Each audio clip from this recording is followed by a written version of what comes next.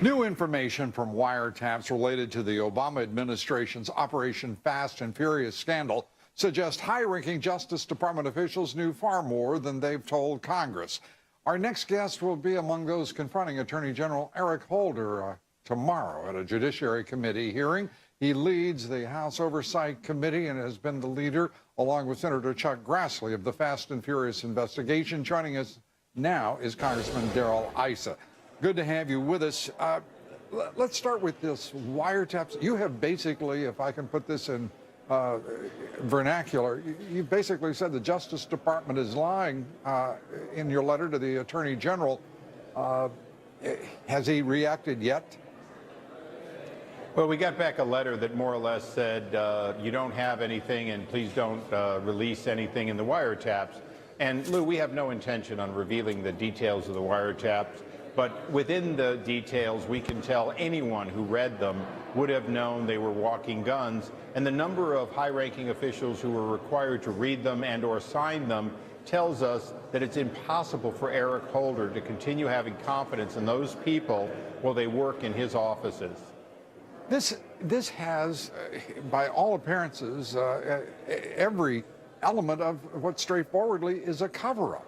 Senior administration officials, Justice Department officials, having said exactly the opposite of what has turned out to be true. You've called them on it. What recourse do you have? Well, you know, at some point, only the voters can decide what to do about people who will look you in the eye after you show that they've lied to you, they've misled you, they've delayed, they've failed to be transparent, and then they look and say, what evidence, even while you have it in front of you? To a certain extent, some of it will go to the voters. But between now and then, we have serious questions for Attorney General Holder about specific individuals who work for him and with him. We also have this subpoena that we have to get some sort of resolution on. The Speaker has made it very clear that his patience is limited in an extraordinary letter that he sent over and above a conversation he had with the President. And the Speaker today denying that there had been any direct talks between himself and Eric Holder, as between the Speaker's office and the Justice Department. Have you got a green light to proceed vigorously with your investigation from the Speaker? Absolutely. And the Speaker's made it clear from day one that I'm the head investigator of the Congress, and I have his confidence and authority, and that includes Fast and Furious. I think the important thing, though, is that the Speaker is doing what he can do against an administration that promised to be the most transparent in history and has been anything but honest and transparent.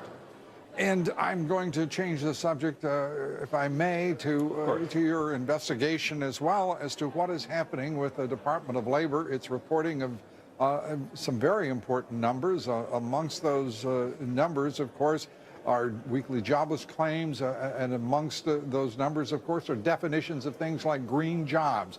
I have to say to you, Mr. Chairman, that watching your interrogation of the Labor Department official today is one of the highlights that I've witnessed in Congress. I'm going to, if I may, ask our audience to watch and listen to this. If you're sweeping the floor in a solar panel production facility, is that a green job? If you ask me for the number of healthcare jobs in the United States, I'll give you the employment from the healthcare industry. Look, Mr. Galvin, you did not want to come here as a witness. You are not a delighted witness. So let's go through this. I asked you a question. You know the answer. Would you please answer it? If you sweep the floor in a solar panel facility, is that a green job? Yes. Thank you.